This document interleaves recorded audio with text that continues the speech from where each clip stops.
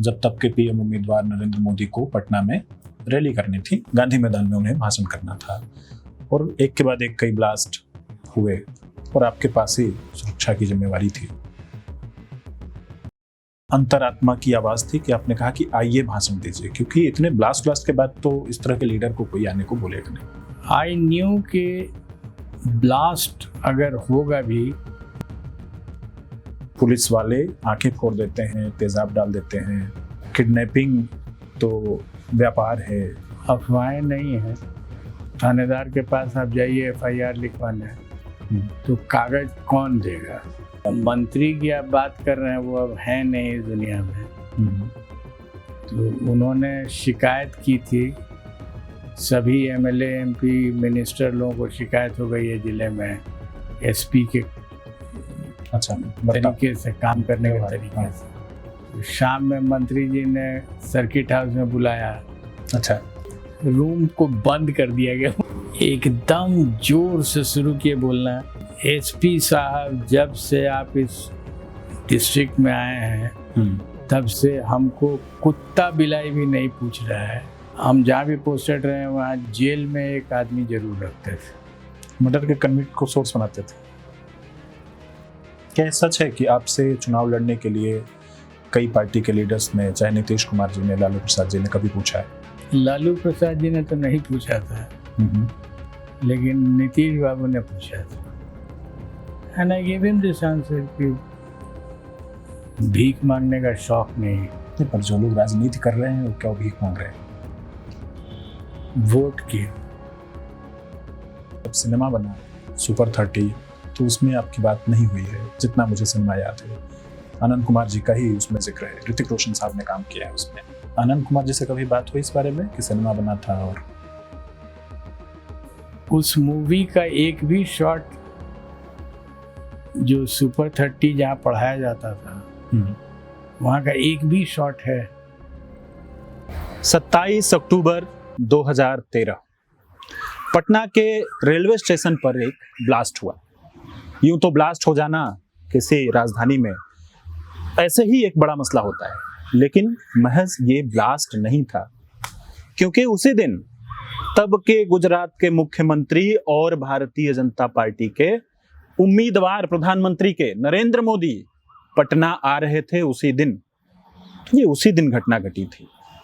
फिर सिर्फ एक बम ब्लास्ट नहीं, गांधी मैदान के आसपास करीबन 6 बम ब्लास्ट हुए, और ये वही गांधी मैदान जहां पे नरेंद्र मोदी साहब भाषण देने वाले थे कुछ ही समय बाद। कुछ लोगों ने तो यहां तक कहा कि जो पटना रेलवे स्टेशन, करबिगहिया यहाँ पे लोकल लिंगों में उसको बोलते हैं, उस इलाके को, 10 नंबर प्लेटफॉर्म, जो व्यक्ति बम ब्लास्ट में उड़ा वो एक्चुअली सेट वेट कर रहा था कि टाइम बम का ये सब चीजों को मैं लगा लूं, उसको मैं बम ब्लास्ट कराऊंगा मैदान में जा करके मंच पे, उस मंच पे जहां नरेंद्र मोदी भाषण देने की तैयारी में थे। अब देखिए कि इसके बाद क्या होता, अगर ऐसा कुछ हो जाए तो क्या करना चाहिए। बड़ा आसान सा तरीका था कि मोदी साहब मत आइए, आज चीजें हाथ से बाहर निकल रही हैं। लेकिन तब के पुलिस महानिदेशक अभयानंद जी ने कहा कि आप आइए और भाषण दीजिए, आपके सुरक्षा की जिम्मेदारी हमारी है, हमारे पुलिस की है। और ये उनके जिंदगी का एक बहुत छोटा सा हिस्सा है। उनकी जिंदगी में ऐसे ऐसे ऐसे दास्तान है कि सुन करके मतलब आदमी के कान खड़े हो जाते हैं, हाथों में खून तेज दौड़ने लगता है, गर्माहट महसूस होने लगती है। तो आज अभयानंद जी के साथ पूरी चर्चा हम करेंगे, तफलीस से उनके जिंदगी से जुड़ी हुई कहानियों को सुनेंगे। बहुत बहुत स्वागत है सर आपका। धन्यवाद, आपने बुलाया अपने चैनल पर। हम शुक्रगुजार हैं सर कि आपसे बात करने का अवसर मिल रहा है। बात तो मुझे वहां से मेरे जहन में आता है कि अभी जब मैं आपसे बात कर रहा था तो आपने कहा कि मैं स्टिल फिजिक्स, केमिस्ट्री और मैथ्स पटना से दूर कहीं एक गांव में किराए के कमरे पर जाके बच्चों को पढ़ाता हूँ। पुलिस महानिदेशक रिटायरमेंट के बाद फिजिक्स, केमिस्ट्री, मैथ्स पढ़ाते हैं। तो आपने शुरुआत में क्या, आपकी जो नींव है वो फिजिक्स, केमिस्ट्री, मैथ्स की है और वहां से आप पुलिस महानिदेशक बने? बिल्कुल, शुरुआत जो नींव की बात आपने की, केमिस्ट्री नहीं, फिजिक्स और मैथ्स। फिजिक्स और मैथ्स। और जो विषय एक और लेना होता है, हाँ, वो केमिस्ट्री के बजाय हमने स्टैटिस्टिक्स लिया था, सांख्यिकी। सांख्यिकी। ओके। तो एक तो ये बात हुई, जो ये जो विषय हमारे जिंदगी में सर आते हैं, ये आते हैं आई थिंक 9वीं से, उसके पहले तक की पढ़ाई सिमिलर होती है। फिजिक्स से एक्सपोजर मेरा हुआ था 8th क्लास में, 8वीं में। 8वीं में। अच्छा। हमारे जो टीचर थे, मैं उस समय स्टूडेंट था Saint Xavier's High School Patna का। ओके। पिताजी भी यहीं IPS ऑफिसर थे, आई थिंक AIG रहे होंगे सचिवालय में। ओके। तो वो जब स्टार्ट हुआ फिजिक्स का, जो हमारे टीचर थे उन्होंने हम लोगों को ले जा करके लेबोरेटरी में अच्छा एक्सपोज किया, तो हम पहली बार प्रयोगशाला देख रहे देखे। और आई मस्ट से कि हमारे स्कूल का प्रयोगशाला रियली बहुत अच्छा था। ठीक है। हर तरह के अच्छे इंस्ट्रूमेंट्स थे। जब तो एक आकर्षण, वो नली, हाँ, वो सारी चीजों ने दिया। वही बात है। 8वां क्लास में एक इम्प्रेशनेबल माइंड का लड़का अगर उस दुनिया को देखे, वो दुनिया बाहर दिखाई नहीं पड़ती है, प्रयोगशाला दिखाई नहीं पड़ती है। नहीं। तो लगा कि यही वर्ल्ड है, ये तो बहुत सुंदर वर्ल्ड है, इसको पढ़ा जा सकता है। ठीक। और इसमें आनंद आएगा। और वहाँ से एक जर्नी स्टार्ट हुई। उसके बाद जो सेकंड स्टेप में रीइंफोर्स हुआ ये आइडिया, वो था एक रिचर्ड P. फिनमैन नाम के फिजिसिस्ट थे, जिनको नोबेल प्राइज मिला था, US के थे। अच्छा। उनकी किताब हमको दिल्ली में मिली, लेक्चर्स ऑन फिजिक्स, 3 वॉल्यूम में। ओके। और वो नोबेल प्राइज जीतने के बाद वो किताब लिखी गई थी। अच्छा। तो आप दिल्ली चले गए थे पढ़ने के लिए? नहीं, पढ़ने नहीं गए थे, 8th क्लास में थे। 8th के बाद 9th में जब गए, तो पिताजी के साथ एक ट्रिप में दिल्ली जाने को मिला। अच्छा। और वहाँ पर एक बुक शॉप में वो किताब मिली है। मैं नहीं जानता था कि रिचर्ड फिनमैन कौन है। अच्छा। लेकिन जब वो किताब मिली तो ऐसे उलट के देखा, मुझे उस समय तो समझ में नहीं आ रहा था। अच्छा। कहाँ एक नोबेल प्राइज विनर किताब लिखे हो, 8वीं 9वीं का 8वीं 9वीं का छात्र। लेकिन कुछ कुछ वर्ड्स लगता था कि हाँ ये फेमिलियर है, हम सब सुने हैं ये। तो आई टोल्ड माय फादर कि पापा हमको लेनी है ये किताब। ओके। तो बोले कि समझ में तुमको आएगा क्या है? तो हमने कहा कि जो पढ़ लेंगे। बाल मन ने कहा कि इसको ले लेते हैं एकदम। और उसके बाद आज भी वो किताब मैं पढ़ता हूँ, और मेरा पूरा टीचिंग स्टाइल उन्हीं के लाइन का हो गया है। ओके। वो आपको एक छोटी सी बात उनके बारे में बताता हूँ। कोई टॉपिक एक्सप्लेन कर रहे हैं, वो कहाँ से शुरू करते थे और कहाँ तक जाते हैं ये शुरू में पता नहीं चलेगा। जनरली होता है today we shall study this topic. हाँ, क्लासरूम का तरीका यही है कि हम आज ये पढ़ेंगे। इस तरीके से नहीं पढ़ाते। अच्छा। वो कहीं से स्टार्ट करते थे, जो आप जानते हैं, वहां से करते करते अच्छा किसी इक्वेशन पे पहुंच गए। कहेंगे children this is called Bessel's equation. उसके बाद उनका एक कमेंट रहेगा, it is unfortunate that you were born later than Bessel, otherwise you could have also discovered it. ओह, क्या बात है, क्या गजब की बात है कि मतलब एक शिक्षक ने कहा कि देखिए आप चूंकि बाद में पैदा हुए हैं इसलिए इसका नाम ये है, आप पहले पैदा हुए होते तो आप में भी ये मादा है कि आप इस तरह का इक्वेशन बना सकते हैं। बड़ा साहस देता है ये बात, बड़ी ऊर्जा आती है लोगों में। बहरहाल अभी सर मैं आपसे बात कर रहा हूँ, मुझे लग रहा है मैं टीचर से बात कर रहा हूँ, ठीक है वो मैं करूँगा, लेकिन मेरी काफ़ी कुछ रुचि जो है पुलिस महानिदेशक, पूर्व पुलिस महानिदेशक से बात करने में है। तो मैं लौट के आता हूँ, वहाँ एक छोटा सा है, उसको पूछ करके फिर लौटूंगा कि फिजिक्स और मैथ्स पढ़ने वाले व्यक्ति को मुझे लगता है कि वे इंजीनियर होते हैं, मुझे लगता है कि वे तमाम एरोनॉटिकल और उससे जुड़े हुए या रिसर्च ऑर्गेनाइजेशंस के वो लोग होते हैं, पर आईपीएस अधिकारी वे लोग होते हैं जो थोड़ा सा इतिहास, भूगोल, हिंदी, अंग्रेजी, इन सब चीजों में अधिक तब के जमाने में, जैसा मेरे दिमाग में कहता है। तो आपका ये जो आईपीएस बन जाना, ये क्या किसी घटना का कोई रीजन है या फिर चलते चलते कहीं आ गया? एक घटना हुई थी दिल्ली यूनिवर्सिटी, स्कूल पास करने के बाद दिल्ली यूनिवर्सिटी में मैंने एडमिशन लिया। ठीक है। रामजस कॉलेज में फिजिक्स ऑनर्स पढ़ने के लिए। ओके। फर्स्ट वहाँ 3 साल की परीक्षा होती थी यूनिवर्सिटी की, और फर्स्ट ईयर में मैंने अच्छे मार्क्स लाए, काफ़ी अच्छा मार्क्स लाए। इनफैक्ट अपने कॉलेज में फर्स्ट हुआ था। ग्रेट। यूनिवर्सिटी में भी अच्छा रैंक था मेरा जी। एक ग्रुप हुआ करता था जो दिल्ली यूनिवर्सिटी के अंडर में था, करीब 30 बच्चे थे उसमें जो ऑनर्स कर रहे थे। ओके। अदरवाइज दिल्ली यूनिवर्सिटी में लोग पोस्ट ग्रेजुएशन के लिए जाते थे, यूनिवर्सिटी में डायरेक्टली, कॉलेजेस में अंडर ग्रेजुएशन होता जी। तो I went to the head of the physics department and requested him कि सर हमारा ये मार्क्स है फर्स्ट ईयर में, ओके। अगर आप हमको यहाँ ले लीजिए, ट्रांसफर कर दीजिए, हाँ। तो I will be talking to the best of the faculty. Right. उन्होंने कहा, मार्क्स देखा, उन्होंने कहा you got really good marks, तो हमको कोई दिक्कत नहीं, हम ले लेंगे, लेकिन नियम के अनुसार तुमको एक नो ऑब्जेक्शन सर्टिफिकेट लाना होगा, एनओसी देनी पड़ेगी। एनओसी देना होगा। मैंने सोचा कि ये तो बहुत आसान है, मिल जाएगा।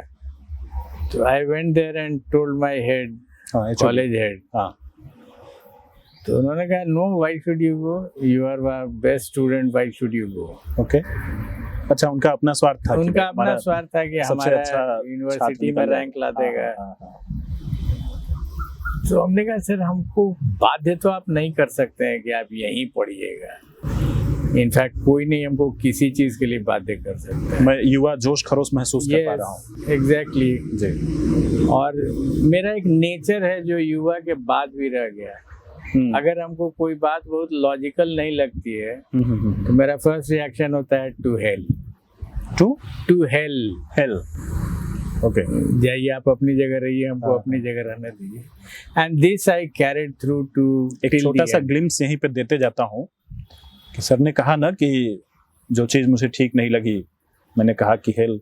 एक बड़ा पॉपुलर आपका वक्तव्य है कि अभिवादन करने आता है लेकिन हमें याचना करने नहीं आता है, और जो आपने कहा कि बाद में भी रह गया, और ये बात इसको इस तरह से जाने कि शायद अगर अभी तक किसी राजनैतिक मंच पर या किसी राजनैतिक पार्टी के साथ स्टिल कोई जुड़ाव शायद नहीं दिख रहा है, तो उसके पीछे कहीं ना कहीं ऐसा ही कोई रीजन है। पूछूंगा। बाद में हम लोग बात करेंगे। जी जी।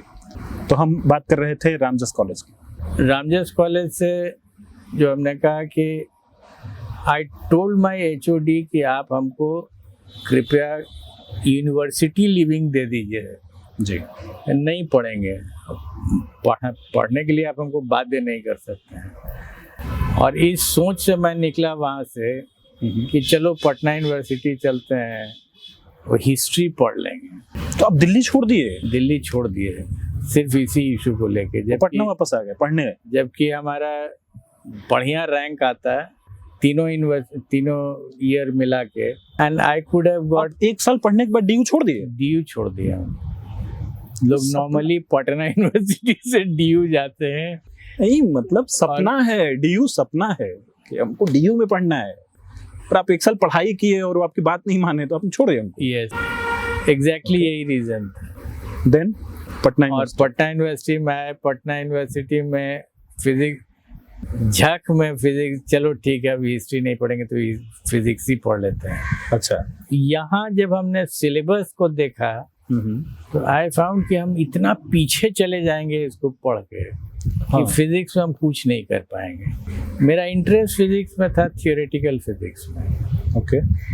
मैथमेटिकल फिजिक्स एक सब्जेक्ट होता है जी, जो दिल्ली यूनिवर्सिटी में था, यहाँ नहीं था, सब्जेक्ट नहीं मैच। देन आई रियलाइज कि हम तो रह गए फिजिक्स में। I will not be at the cutting edge. Okay. ये सोच के जब हम आगे बढ़े तो हुआ वही 2 साल, यहाँ 2 साल का कोर्स था। तो 2 years कोर्स करने के बाद I top the university without much effort, बॉडी गोल्ड मेडल हो गया। अच्छा, तो शायद अभी भी रिकॉर्ड ही है, I am not sure, but बहुत साल भी हो Got it, गया। got it. अब चूंकि पटना यूनिवर्सिटी आ ही गई है तो ये भी पूछ लेता हूँ, हालांकि आप बताएं कि आप फिजिक्स और उस तरफ ज़्यादा उन्मुख रहे, पर उस वक्त में जो आज के दौर के बिहार के 2 बड़े लीडर्स साबित हुए, अब अगली पीढ़ी की तरफ बढ़ रहे हैं, लालू प्रसाद यादव और नीतीश कुमार, तो वे भी वहीं पढ़ते थे। हाँ बिल्कुल पढ़ते थे, कुछ मेमोरीज हैं उनकी? भेंट भी नहीं होती थी। मेरी दुनिया अलग थी, उन लोगों की दुनिया अलग थी।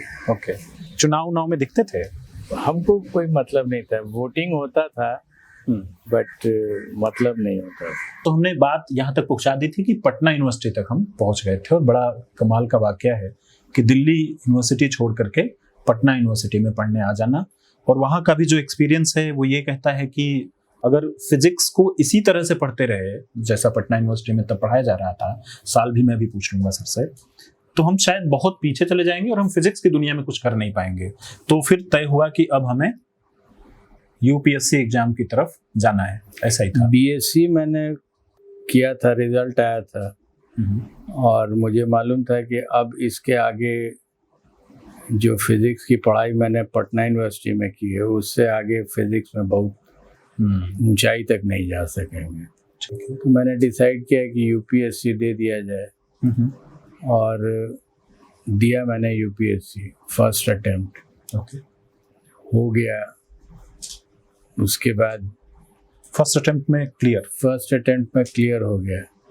पीटी, मेंस, इंटरव्यू सब? उस समय मेंस नहीं होता था। अच्छा, उस दौर एक ही परीक्षा होती थी। ओके, मैं बात कर रहा हूँ 1976 76। आपातकाल लगा हुआ था? आपातकाल जस्ट खत्म हुआ था। और आप पटना में ही थे? हम पटना में ही पढ़ रहे थे।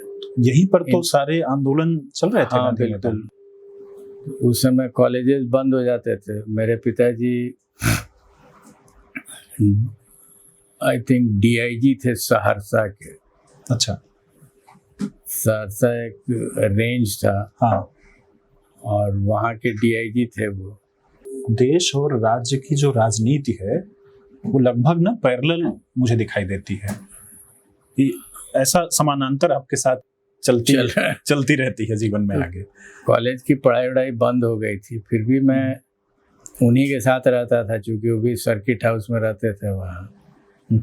और वहीं हमारी मुलाकात हुई सिंहेश्वर स्थान से। कौन है? सिंहेश्वर स्थान शिव जी का एक बहुत बड़ा मंदिर है। अच्छा, सर मधेपुरा डिस्ट्रिक्ट के बगल में है। वहाँ मैं जाता था पूजा करने के लिए, और इम्प्रेशन ये हुआ कि उनकी ही कृपा से मैं उसी जगह से जाके पटना आकर के एग्ज़ाम दिया, क्वालिफाई कर गया। इंटरव्यू देने के पहले भी फिर मैंने पूजा की। अच्छा, और तब गया तो एक अजीब तरह की आस्था हो गई थी, और वो आस्था आज तक है बरकरार। सिंहेश्वर शिव स्थान है, सहरसा में है। वो जगह का ही नाम सिंहेश्वर है। जगह का नाम सिंहेश्वर। ये मधेपुरा डिस्ट्रिक्ट में, अब तो डिस्ट्रिक्ट मधेपुरा है। हाँ, वो मेरे फादर के जुरिसडिक्शन में था और सहरसा से बहुत दूर नहीं था। ओके।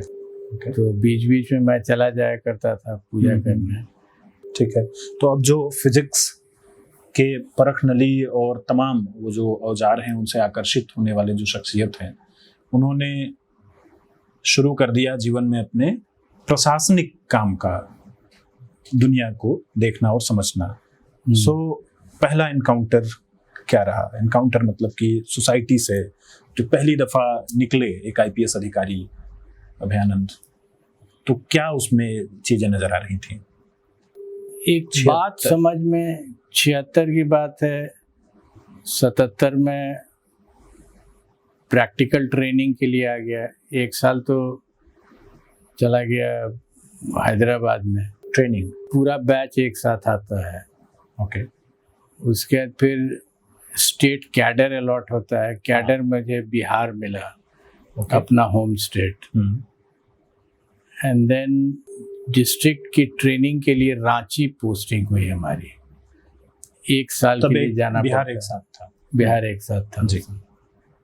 रांची में गया, वहाँ डिस्ट्रिक्ट ट्रेनिंग के लिए।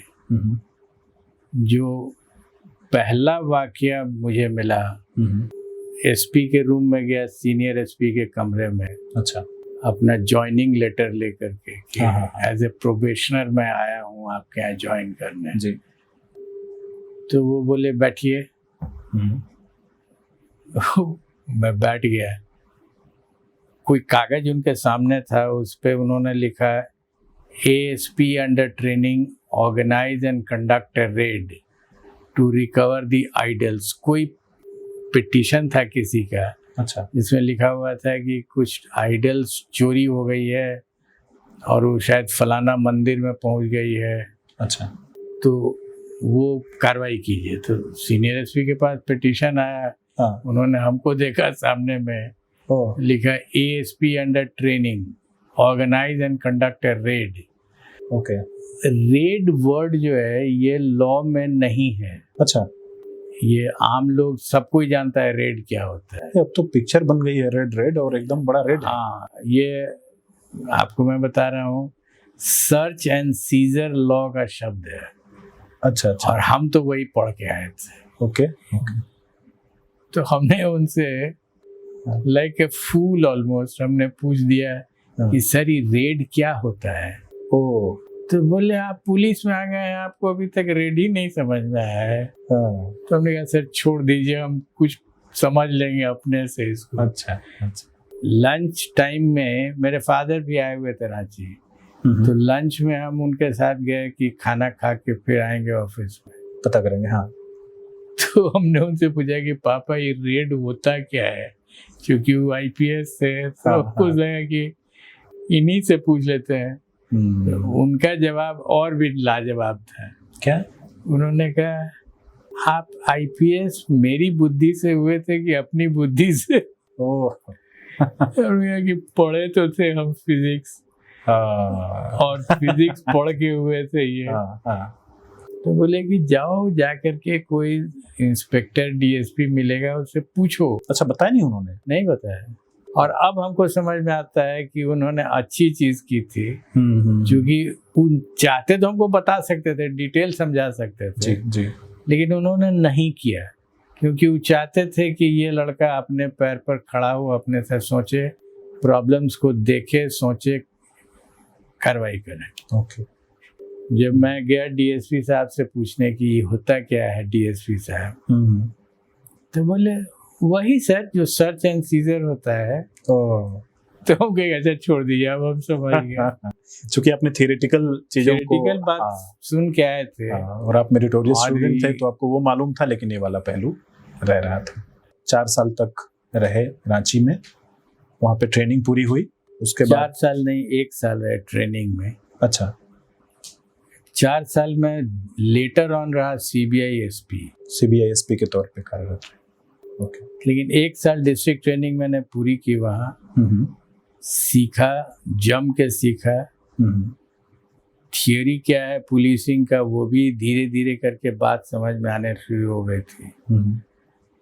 और जो प्रश्न मेरे दिमाग में कौंता था, वो था अपराध से लाभ किसको होता है। ओके। और ये एज ए प्रोबेशनर भी मेरे दिमाग में ये चलता रहता था। ठीक है, एक अपराधी पकड़ा गया है, कुछ रिकवर हो गया, कभी नहीं भी हुआ, तो ये अपराध से लाभ किसको हुआ। और ये प्रश्न को लेकर के मैं आगे बढ़ा, और फिर लाइफ लॉन्ग पुलिस में इसको मैंने रखा, जिसकी परिणति हुई है इकोनॉमिक ऑफेंसेस यूनिट बनाने में। ओके। बिहार में एक EOU है, वो कॉन्सेप्ट मैंने धीरे धीरे डेवलप किया था पूरे करियर में। क्वेश्चन था अपराध से लाभ किसको। और शायद इस तरह की जो सोच है वो फिजिक्स में जो साइंटिस्ट लोग सोचते हैं कि ये हो रहा है तो क्यों हो रहा है, क्योंकि खोज जो है वो विज्ञान में है, वही खोज यहाँ भी है। ओके, तो आपने उसकी जड़ में जाने की कोशिश मैंने की। क्योंकि अब जैसे कोई बॉडी एक्सेलरेट कर जाए तो बिना फोर्स के वो नहीं एक्सेलरेट कर सकता है। तो मैं खोजने लगता हूँ, एज ए फिजिक्स स्टूडेंट भी मैं खोजता हूँ कि यहाँ फोर्स लग कहाँ रहा है, कौन लगा रहा है, बल कहाँ से लग रहा है, सोर्स क्या है, इसका। अदरवाइज हम तो देख रहे हैं कि उसका वेलोसिटी चेंज कर रहा है, जी जी जी, मोमेंटम बदल रहा है। तो समाज में भी मिलता है, कोई आदमी दनादन अमीर हुआ जा रहा है, एक्सेलरेशन हो रहा है। तो फिर खोजो कहाँ से आ रहा है। तो 76, 80 और वो पूरा दशक बिहार में रणवीर सेना एक गठित हुई और बहुत उसके किस्से कहानियां मशहूर हैं। आप जब पुलिस मुखिया थे तब उनके प्रमुख ब्रह्मेश्वर मुखिया की हत्या की पूरी घटना सामने आती है। Being head of the department, कोई इस तरह की पर्सनालिटी की हत्या हो जाना और उसके बाद लॉ एंड ऑर्डर को संभालना, क्या सिचुएशन था उस वक्त? सिचुएशन भी एग्जैक्टली वही था जो पूरा टीवी पर चला। एक हत्या हुई और जैसे ही हत्या का रिपोर्ट मुझे मिला, मैं भागलपुर से पटना आ रहा था बाई रोड। अच्छा, अर्ली मॉर्निंग। ठीक है। जैसे ही सूचना मुझे मिली मोबाइल पर, तो आई कुड मेक आउट कि ये साधारण चीज़ नहीं है, इसमें प्रॉब्लम होने वाला है। ठीक है, एक एहसास आपको हुआ। And within no time वहाँ के एसपी का फ़ोन आया मोबाइल पर कि सर स्थिति गंभीर है। एक दबे जुबान में उसने कहा कि अगर आप आ जाते तो ठीक हो जाता। ओके, जो नॉर्मली एसपी नहीं बोलेगा डीजी को कि आप आ जाइए, और डीजी का भी रिएक्शन होगा कि आप एसपी हैं, आप देखिए क्या फोर्स मांगिएगा दे देंगे। बट मुझे ऐसा लगा कि एसपी अगर कह रहा है तो जरूर कुछ कॉन्फिडेंस की कमी हो गई होगी उसको। ओके, ऐसे ठीक है, हम आ रहे हैं। हम आ रहे थे एक मीटिंग करने के लिए पटना में। और उस मीटिंग को छोड़ करके हम सीधे पटना बाईपास किए और सीधे आरा चले गए। आरा पहुंचे। आरा पहुंच करके आई स्टिल रिमेम्बर, जैसे ही बाजार में घुस रहे थे, एक एक दुकान शटर डाउन लगा, जैसे कोई कर्फ्यू हो गया हो। तो मैंने ड्राइवर को, मैं था, ड्राइवर था और एक बॉडीगार्ड था, मेरे पास और कुछ नहीं था। अच्छा। तो मैंने ड्राइवर को कहा कि गाड़ी रोक दो। तो उतर गए हम। एक दुकानदार अपना शटर खोल के देखा मेरी तरफ, तो हमने कहा कि आप लोग बाहर आइए ना, अंदर क्यों बंद हो गए हैं? आप वर्दी में थे? वर्दी में नहीं थे। अच्छा। क्योंकि हम निकले थे भागलपुर से कोई दूसरे काम में, यहाँ आके पटना में वर्दी बदल के तब ऑफिस आते। ओके। तो मेरे पास कुछ नहीं था। और वो आदमी बाहर आया, तो हमने कहा कि और आप अपने मित्रों को भी कहिए कि चलेंगे साथ में हमारे, हम चल रहे हैं पैदल। अच्छा। अब मेरे बॉडीगार्ड परेशान थे कि सर एकदम नहीं, रोड पर आ जाएगा, गाड़ी में आइए, बैठिए। ऐसे आप परेशान नहीं होइए, हमको मालूम है कि क्या कर रहे थे सर आप? क्या कर रहे थे? वो क्या फार्मूला क्या है कि लोगों को? फार्मूला ये है कि आम आदमी में अगर कॉन्फिडेंस हो जाएगा तो लॉ एंड ऑर्डर अपने आप ठीक हो जाता है। तो आपने ये दिमाग में, ये मैंने सीखा है। क्लैरिटी रखा, अपने शटर के भीतर से आदमी को बुलाया, कहा कि चलो मेरे साथ चलो, और ये हमने कई बार किया और हर बार सक्सेस मिला है हमको। ओके। आप गौर कीजिए ना, अगर कोई घटना हो जाती है तो पुलिस लगाती है 144। 144 लगाने का मतलब हुआ कि तुम डर जाओ और भागो अपने अपने कमरे में घुस जाओ। तो उसको तो आप डर और पैदा कर दिए अपने एक्शन से। ओके। माय अप्रोच इज कि घटना हो गई, वो हम हैंडल करेंगे, तो आप क्यों परेशान हो रहे हैं? आप आइए, बाहर आइए, नॉर्मल लाइफ लीड कीजिए। आपने कहा भी कि टीवी में दिखा लाखों लोगों की संख्या उनके शरीर के साथ रुक करके वो तांडव, वो पूरा की। ये तो अगले दिन हुआ था। ओके। जो अभी हम आपसे बात कर रहे हैं सेम डे, वो सेम डे का मर्डर हुआ और उसके विद इन आवर्स, घंटे भर के भीतर आप वहां पहुंचे थे? हाँ, सुबह में 4 सवा 4 बजे करीब डेथ हुआ होगा और 7 बजे तक पहुंच गए। फिर ये जब हम उन लोगों को ले करके आगे बढ़ने लगे रोड पर, तो देखा कि एसपी और डीएम दोनों बख्तरबंद गाड़ी में चले आ रहे थे। अच्छा। I am very fond of saying this word, बख्तरबंद। अच्छा। हमने कहा कि आप लोग ये बख्तरबंद में अगर घूमिएगा तब तो पब्लिक समझेगी कि रियली प्रॉब्लम हो गया है। अच्छा। अच्छा। तो आइए, बाहर आइए, मेरे साथ चलिए रोड पर। वो लोग भी चला। अब जब डीजीपी चल रहे हैं रोड पर तो डीएमएसपी भी चलने लगे, तो पब्लिक जो देख रही है उसको लग रहा है कि कुछ लगता है शांति हो रही है। Looking at it from the point of view of people of that place, घटना एक मोहल्ले में हुई है, तो उससे 5 किलोमीटर दूर आप उसी शहर में तनाव क्यों पैदा कर रहे हैं? आप अपने एक्शन से तनाव पैदा कर रहे हैं। रणवीर सेना एक कार्यकर्ता संबंधित पार्टी थी जिसके बहुत समर्थक थे, उसके कार्यकर्ता थे, उससे जुड़े हुए लोग थे, उनकी अपनी एक भावना है, और उसका जो सुप्रीम लीडर है उसकी हत्या हो गई है, तो उसका इम्पैक्ट बाकी जगहों पे रहेगा। होगा, इम्पैक्ट होगा। तो उसके लिए क्या कीजिएगा? आप पूरे दुनिया को बंद कर दीजिएगा एक तरफ। ओके। आरा शहर बड़ा शहर है जी। तो जहाँ पर घटना हुई थी वहाँ से हम लोग 3-4 किलोमीटर की दूरी पर थे।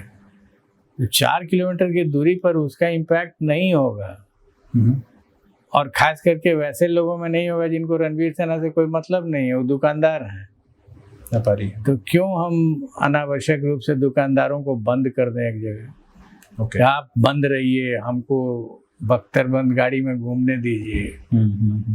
ये बात अपील हमको नहीं करते, लॉजिकली नहीं अपील करते। ठीक है, ठीक है। अमूमन इस तरह की घटनाओं के बाद जो रवैया होता है कि जनरल तरीका होता है बंद कर दो, जल्दी से बंद करो, कर्फ्यू लगाओ। जी। हम इस परिपाटी को तोड़ा, पक्ष में कभी नहीं रहे। कर्फ्यू लगाओ, 144 लगाओ।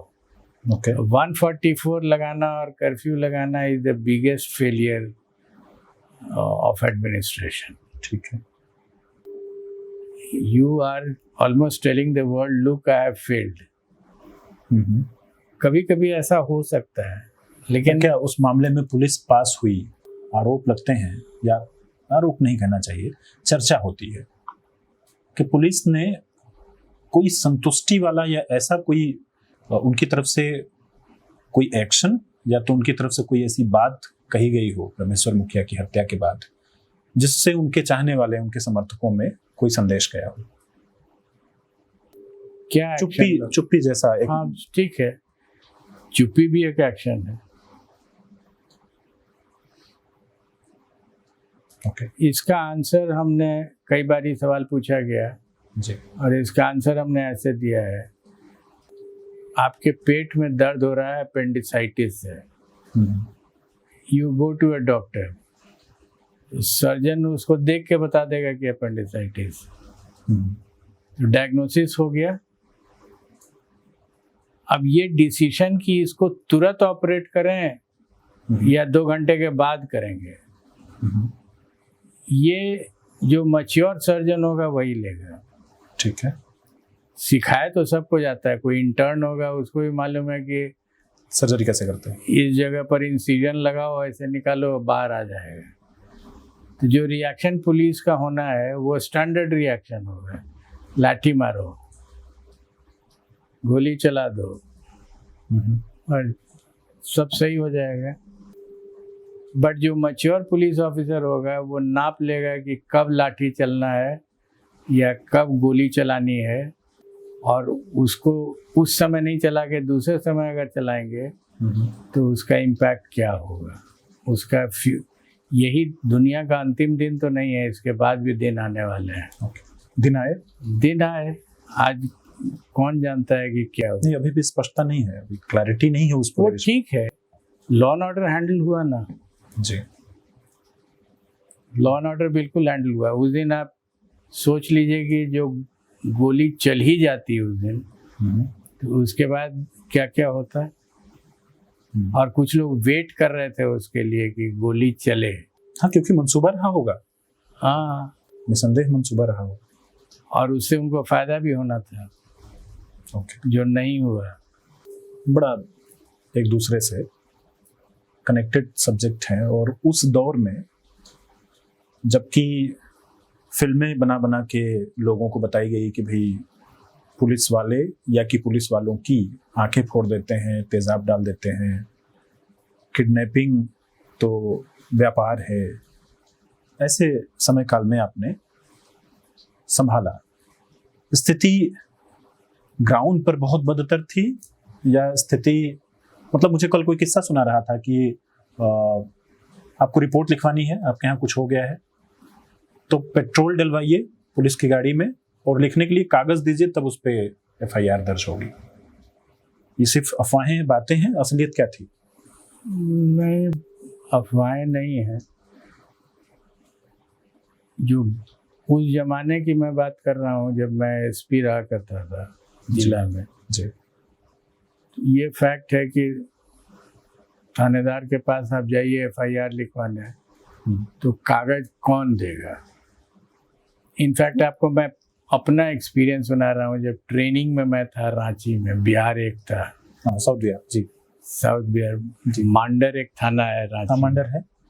मांडर में मैं थाना प्रभारी के रूप में पोस्टेड हुआ और उसी दिन एक ट्रक उलट गया हाईवे पर, रांची वाले हाईवे पर, जिसमें एक मजदूर, इनफैक्ट उसका नाम भी हमको अभी तक याद है, जतरू उरांव,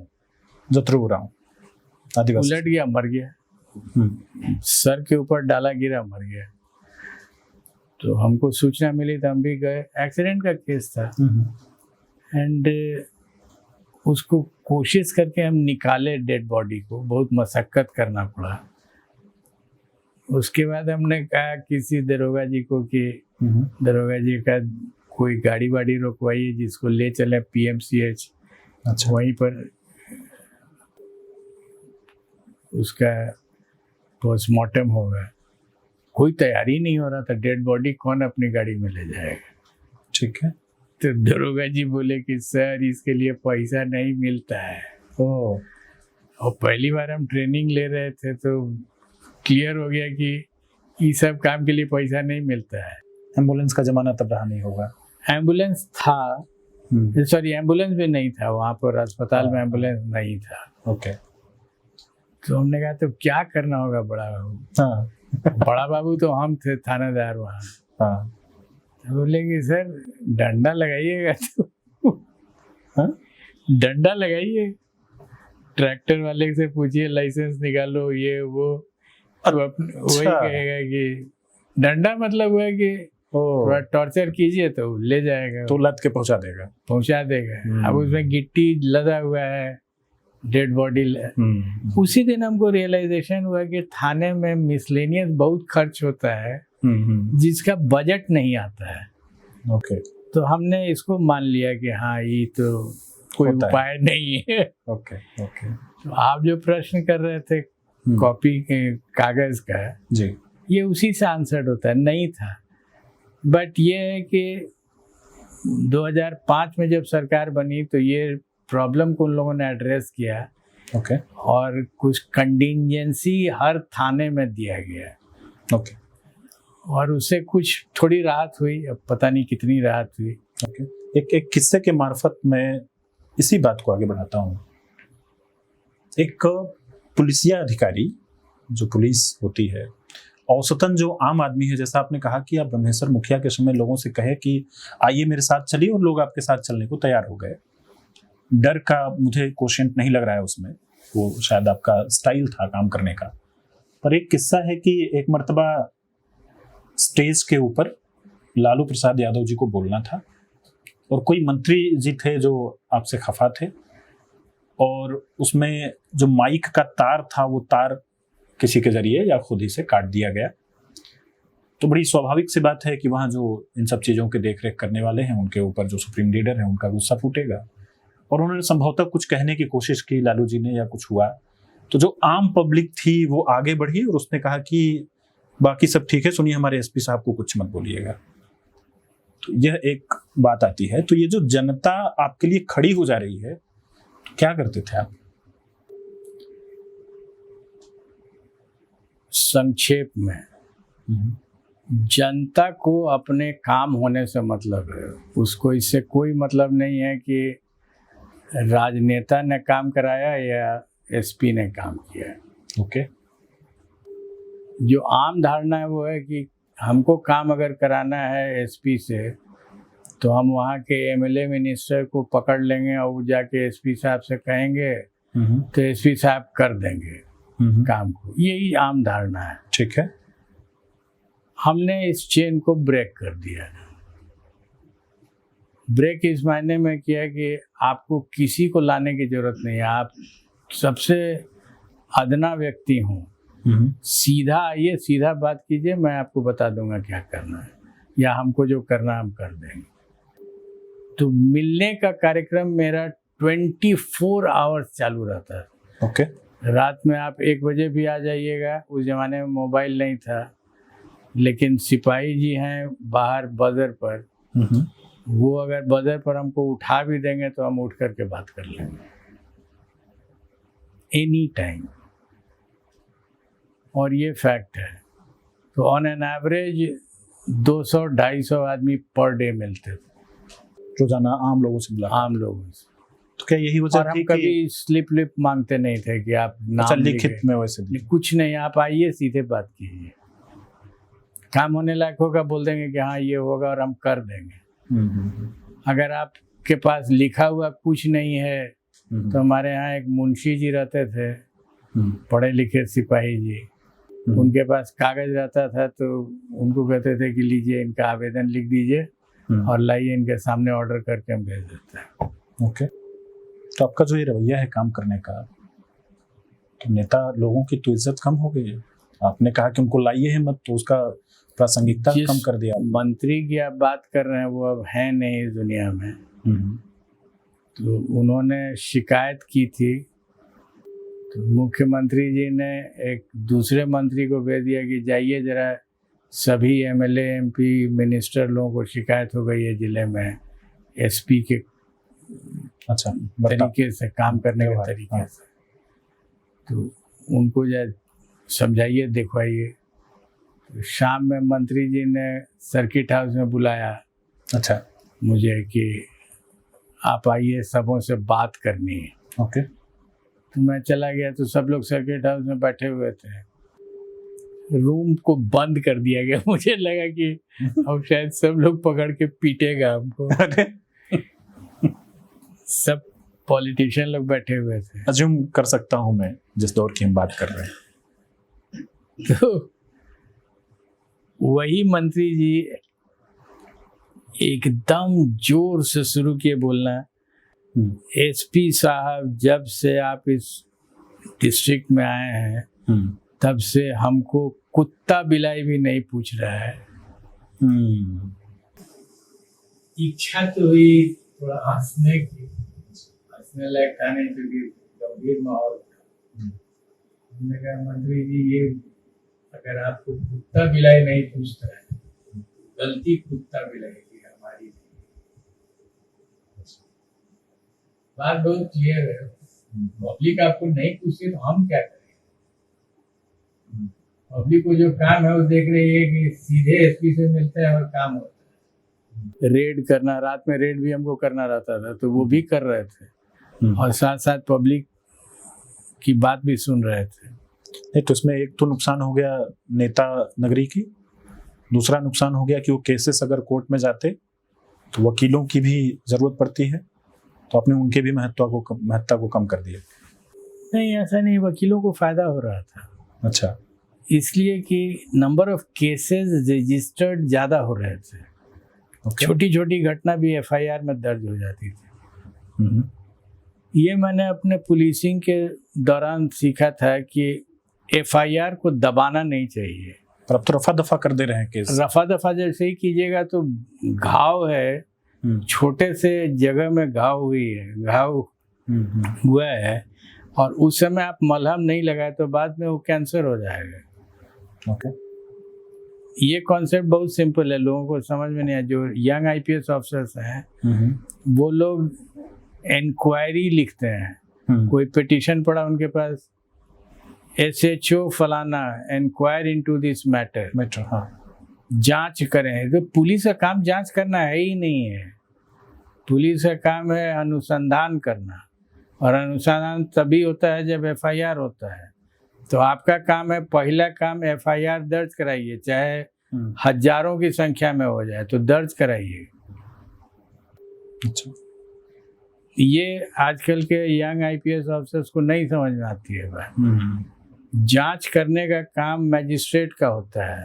अच्छा, अनुसंधान करने का काम पुलिस का होता है, पुलिस जांच नहीं करती है। तो पर वो चार्जशीट दाखिल किस आधार पर करेंगे? अनुसंधान के अनुसंधान के अंत में। कमोबेश 22 मुठभेड़ों में आपकी भागीदारी, आप कहीं ना कहीं उसमें दिखते हैं, पर एक बार भी यह नहीं रिपोर्ट होता है कि आपके द्वारा कोई गोली चलाई गई। गोली छोड़ दीजिए, मैंने अपना वेपन ही नहीं कैरी किया है। आप वेपन कैरी नहीं करते थे? I was a very good shot. अगर ट्रेनिंग वाले प्रोग्राम में रख दिया जाए तो अचूक है, अचूक निशाना। लेकिन जब रेड्स में जाते थे and I would lead the raid party, but I will never carry my weapon. Why? Reason उसका सिंपल है, सिचुएशन रेड का डायनेमिक होता है, मोमेंट टू मोमेंट चेंज कर जाएगा। तो ये निर्णय लेना कि अब क्या करना चाहिए हमारी पार्टी को, लेफ्ट से फायर करना चाहिए कि राइट से करना चाहिए, करना ही चाहिए कि नहीं करना चाहिए, ये वही ले सकता है जो टीम को लीड कर रहा है और पूरी परिस्थिति को समझ रहा है। तो अगर हम अपने ज़िंदगी बचाने के लिए गोली चलाते रहेंगे तो हम अपने ही में इन्वॉल्व रहेंगे। I will lose sight of my team. ये कारण था कि आप कंटिन्यूअसली अपनी टीम के साथ जुड़े रहे। एक आपके पुलिसिया जीवन से जुड़ा हुआ किस्सा है कि आपने एक डीएम की पत्नी पर एफआईआर करने की बात कह दी।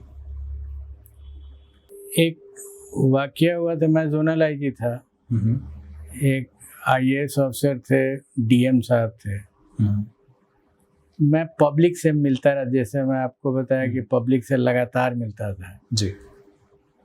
एक व्यक्ति आया, उसने कहा कि सर कलेक्टर साहब की पत्नी, हम किराएदार हैं और मकान मालिक के साथ मेरा झगड़ा हुआ है, उस झगड़ा को सुलझाने के नाम पर आके हम पर दबाव डाल रही हैं कि आप हटिए यहाँ से। ओके। वो किराएदार था। तो हमने, ये बहुत हमको अजीब लगा, चूँकि कलेक्टर की वाइफ ये काम कर रही हो जबकि उनका कोई ऑफिशियल कैपेसिटी नहीं है। कलेक्टर अगर कर रहा हो तो कुछ थोड़ी बहुत बात समझ में आएगी, उनकी पत्नी क्यों करेंगी। ओके।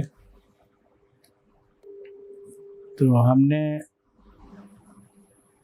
उस पर पूछा डीआईजी से कि ये फोर्स किसने दिया है, और उनके लिए एक फोर्स जाता था कलेक्टर की वाइफ के लिए। अच्छा। एक फोर्स डेडिकेटेड था कि वो डेली आएगा, उनके पास पिटीशन पड़ेगा, कौन कौन लोग जो मकान मालिक और किराएदार के रिलेशनशिप में झंझट हो रहा है, तो वो सब झंझट में वो जा करके इंटरवीन करती थी। अच्छा, राय मशवरा तक तो मान लीजिए ठीक है, हाँ, इंटरवीन करती हैं, फोर्स आप ले जाके क्या कर रहे हैं वहाँ। ओ, हाँ, तो हमने डीआईजी को ऑर्डर किया कि register a case and I want to know who has given him her this force. अगले दिन एकदम आके दोनों पति पत्नी आंसू से रोना शुरू करके, मैंने कहा कि मैडम आपको सरकार ने इतना बड़ा बंगला दिया है रहने के लिए, आप क्यों परेशान हैं दूसरे के लिए। ओके, तो हाथ जोड़ करके लोग कल पे, तो हमने कहा ठीक है भविष्य से बंद कीजिए ये सब काम। तो आप ये सामने वाला व्यक्ति डीएम है, डिस्ट्रिक्ट मजिस्ट्रेट है, आईपीएस अधिकारी है, उसकी पत्नी है और संवेदनशील मामला है, तो ये सब आप केयर नहीं करते थे? कुछ नहीं, आपने एक एसएचओ को सस्पेंड कर दिया था और मामला था कि फेक डकैती का एक केस था जिसको सुलझाया उनके जूनियर ने था। फेक नहीं था, डकैती सही हुई थी, उसका डिटेक्शन किया था, डिटेक्शन हुआ था। तो खुद सामान्य सी बात है, काम तो टीम के लोग करते हैं पर लीडर्स अमूमन लेते हैं उसका श्रेय। लीडर आप डायरी में ये नहीं ना लिख सकते हैं कि मैं गया मैंने किया, आप गए नहीं थे, आप लिखते कि मेरा ऑफिसर गया था उसने किया है इसको। ओके, तो उन्होंने लिखा कि मैं गया, तो आपने कहा कि सस्पेंड कर दूंगा। एकदम झूठ मत लिखा कीजिए। ओके, पुलिस की डायरी झूठ लिखने के लिए नहीं होती। कोई जरूरी है कि हर जगह आप ही जाइए, आप कहिए कि मजेदार बात है कि पुलिस की डायरी झूठ लिखने के लिए नहीं होती। पर सर असल क्रेडिबिलिटी आपकी विश्वसनीयता तभी ना होती है जब कोर्ट में भी टेस्टेड हो के कि नहीं ये सच लिखा हुआ है। ओके, पर हमने ढेर सारे केसेस ऐसे देखे हैं जब पुलिस की डायरी में तो सच के अलावा बाकी चीजें लिखी होती। इसीलिए ना आपकी विश्वसनीयता नहीं रहती है। सजाएं जो कम हो रही हैं उसका रीजन भी वही है कि मैजिस्ट्रेट और जज बोलेगा कि लगता है झूठे लिखा हुआ है। एक टर्म है सबूत के अभाव में। हाँ, ये अभाव आता कहाँ से? यही सबसे आ जाता है। सर आप तो लंबे समय तक रहे उस विभाग में, तो लंबे समय तक उस विभाग में रहे जहां सबूत नहीं जुट पा रहा है। बहुत सारे केसेस हैं जिसमें एक एसपी 10% केस भी अगर देख लेगा, 10% बहुत ज़्यादा है, नहीं हो पाता है। तो थानेदार, डीएसपी, इंस्पेक्टर, इन्हीं लोगों के स्तर पर 90% केसेस हो जाता है। और उस पर अगर आप नज़र नहीं रखे कि सही फैक्ट्स लिखा जाए तो कोर्ट उसको विश्वास नहीं करता है। आपने एक पुलिस कर्मियों के लिए अस्पताल बनवाया। अस्पताल बनाने के लिए जब बारी आई कि इसकी उद्घाटन करा दिया जाए, तो चूंकि हम पब्लिक, पुलिस के प्रति ट्रस्ट, इन सब विषयों को ही डिस्कस कर रहे हैं, तो आपने संभवतः किसी स्वीपर को बुलाया और उससे उद्घाटन कराया। उद्घाटन करने के लिए तो सर तैयारियां होती हैं, अच्छे कपड़े पहने जाते हैं, और मतलब उद्घाटन एक इवेंट है, उसमें जो ऐसे ही समय होते हैं जब आप मोबिलाइज कर पाते हैं सामने वाले को, किसी विशेष व्यक्ति को बुला करके उससे कैंची कटवाई जाए। फिर वहां आपने स्वीपर बुला लिया। उसका कारण था वो जो अस्पताल हम लोगों ने बनाया था, वो कर्मियों, सहकर्मियों के एफर्ट से, सामूहिक एफर्ट से, उन्हीं का कंट्रीब्यूशन भी था। ओके, जितने कर्मी थे बीएमपी के सब मिल करके बनाए थे। तो इसको मैंने लिया कि ये एक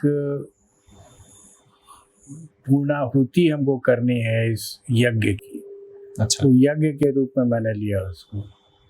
और पूर्णाहुति होनी है तो परिवार ने बनाया है, तो सबसे जो वरीय सदस्य है उम्र में, अच्छा, वो करेगा।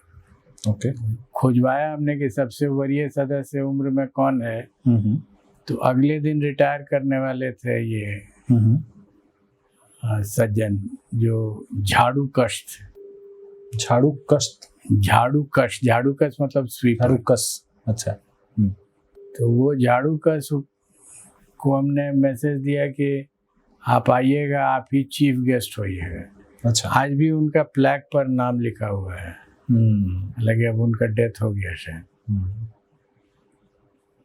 तो हुआ, और जो रिगैलिया होता है, आर्म पुलिस का एक अपना रिगैलिया होता है, उस रिगैलिया को पूरा मेंटेन करके हुआ, बैंड, मार्च सब हुआ। और अच्छा। वो झाड़ू कर, क्योंकि उसमें सरकार का कोई कंट्रीब्यूशन नहीं था। ओके। तो एक तरफ तो आपकी बातों से जो पिक्चर तैयार होती है कि एक बहुत सूझबूझ वाले और बहुत सलीके से पूरे विभाग को आगे बढ़ाता हुआ इंसान दिखाई देता है, और एक तरफ पूरे बिहार में कहते हैं कि सबसे अगर कमजोर कालखंड है तो वो 80, 90, 2000 वाला ही दौर है। उस पर मैं जाऊंगा। जैसे एक घटना चर्चा में आती है जब आपने उस पर एक्शन किया कि कहीं रेलवे स्टेशन पर 7 डेड बॉडीज मिली आपको, तो उसके बाद जो एक्शन होता है उस पर कि उनको पोस्टमार्टम हाउस भेज दिया जाए लाशों को, और उन पर जाकर के जो आगे की बातचीत हो कि कौन है क्या है पहचान करे, पर आपने उनको उठाया और आपने पुलिस थाने भिजवा दिया संभवतः, ऐसा ही कुछ घटना थी। आप बताएंगे। घटना औरंगाबाद की है। एक गुमटी था, रेलवे गुमटी। अच्छा। रेलवे गुमटी पर रोड होल्ड अप हुआ, डकैती। अच्छा, गुमटी यानी जिसमें चाय पानी और ये सब। हाँ, रेलवे लाइन, रेलवे क्रॉसिंग जिसको कहते हैं। हाँ, ऐसे अच्छा, वो ठीक बैरियर टाइप से, बैरियर टाइप का। तो उसमें डकैती हुई रात के समय में, और जिनकी भी लूटी गई गाड़ी वाड़ी सामान, वो लोग तो निकल गए, लूटने के बाद निकले। उसके बगल में एक गाड़ी आई और दोनों तरफ से गिरा दिया, तो गाड़ी वहीं रुक गई, आगे पीछे जाने का रास्ता नहीं है। लूटा गए। ओके। लुटाने के बाद वो गाड़ी तो निकल गई सब। उसके बाद उसके बगल में, उस जगह के बगल में आम का बड़ा बगीचा था। तो वो बगीचा में सुबह में अर्ली मॉर्निंग 7 डेड बॉडी मिला। अच्छा। तो थानेदार को जानकारी मिली, वो भी दौड़ के गए वहाँ। तब मालूम हुआ कि रात में यहाँ डकैती हुई थी और 7 लोग मारे गए। और वो देखने से लग रहा था कि लूटे हुए माल का जो डिस्ट्रीब्यूशन होता है उसमें लगता है कि कंफ्यूजन हुआ है, तो सब लोग एक दूसरे को गोली मार दिया। दे वर क्रिमिनल्स। ओके। 7 लोग क्रिमिनल्स थे, और ये क्लियर हो गया कि ये क्रिमिनल्स हैं, और उसको कोई पहचान नहीं पा रहा था। उस लोकेलिटी के भी नहीं थे वो लोग। जब पहचान नहीं पा रहा था तो क्रिमिनल कैसे पता चलेगा? सामान वहाँ फेंका हुआ था। ओके। वैसे घड़ी है, कपड़ा है, या कोई भी चीज़ जो लुटाया है वो वहाँ पे मिला। वो जो परिस्थिति से पता चल जाता है कि ठीक है, लूटेड प्रॉपर्टी का जो डिस्ट्रीब्यूशन होना है उसमें डिस्प्यूट हो गया था, गोली चल गई। ओके। और 7 लोग कुछ हो सकता है भाग भी गए होंगे वहाँ से। मैं भी पहुँचा, मुझे भी सूचना मिली 7 डेड बॉडी एक जगह मिल रहा है, तो घटना तो बड़ी हो गई। मैं वहाँ पहुँचा, दिन भर मैं लगा रहा, भीड़ बहुत लगी रही। लोकल चौकीदार लोगों को भी खबर करवाया, तो लोग बोला कि सर पहचानते तो नहीं है। अच्छा। शाम हो रही थी, then a thought flashed into my mind कि इसको उठवा करके बजाय पोस्टमार्टम में ले जाने के, अगर इसको हम जेल के पास ले जाएं तो हमको कुछ फ़ायदा होगा इससे। तो हमने उसको पुलिस का एक ट्रक मंगवा करके और घुसा दिया जेल के अंदर। जेल तब तक बंद हो गया था। जेलर साहब को बुलवा के हमने कहा कि गेट खोल दीजिए, इसको घुसाइए अंदर। अच्छा। जेल में जब 7 dead bodies in the truck, line up करा करके जो जेल के अंदर जो लोग थे क्रिमिनल्स, उनको कहा कि आप लोग लाइन फाइल थ्रू कीजिए, देखिए एक बार और जाइए। सबों ने देखा, सब उतर गए। उसके बाद हमने उसको भेज दिया पोस्टमार्टम के लिए, डेड बॉडी को। देखिए जाइए का कॉन्सेप्ट मतलब बताते हैं। देन हमारा एक अपना सोर्स होता था। ओके। हम जहाँ भी पोस्टेड रहे वहाँ जेल में एक आदमी जरूर रखते थे। अच्छा। क्योंकि उससे बढ़िया सोर्स होता नहीं है। और ज़्यादातर वो कन्विक्ट होता था मर्डर केस का, डकैती के कन्विक्ट को नहीं रखते थे। अच्छा, मर्डर के कन्विक्ट को सोर्स बनाते थे। ओके। भाई का जो मर्डर कर देता है या बाप का मर्डर कर दिया है, हीनियस क्राइम, वो रिमोर्स में रहता है आदमी और सही होता है। उसको एक ही डिमांड रहता है कि मेरे परिवार को देख दीजिए खाली। ओके। क्योंकि वो अपने है नहीं समाज में, चिंता रहती है। एनीवे, तो जब 1 घंटे के बाद अंधेरा हो गया था, then I went to the jail और अपने सोर्स को हम बुलाए। अच्छा। तो हमको सबका नाम बता दिया। अंदर में चर्चा होने लगी। तो परिचित थे पहले से, सोर्सेस को मालूम है। क्रिमिनल्स को क्रिमिनल्स ही ना परिचय। हाँ, वो आते जाते भी रहते हैं जेल में। तो बोला कि सर यही लोग था और वो आपके जिला का नहीं है, बॉर्डर का है। ओके। हो गया, मेरा डिटेक्शन हो गया। 5 दिसंबर 1994 को गोपालगंज के डीएम जी कृष्णैया की मुजफ्फरपुर में हत्या हुई थी। आपने जी कृष्णैया जी के साथ काम भी किया है। गोपालगंज का नहीं है, गोपालगंज में जब वो डीएम थे तब उनकी हत्या हुई, लेकिन हम गोपालगंज में कभी नहीं थे। हम उनके साथ बेतिया में थे। बेतिया में थे साथ में। तो जिसके साथ काम किए हैं उनकी हत्या हो जाए, कुछ कभी थ्रेट, कभी कुछ महसूस होता था पूरे कालखंड में? बिल्कुल नहीं। In fact he was very brave. उनको बहुत बॉडीगार्ड ये सब लेके चलने की जरूरत नहीं होती थी।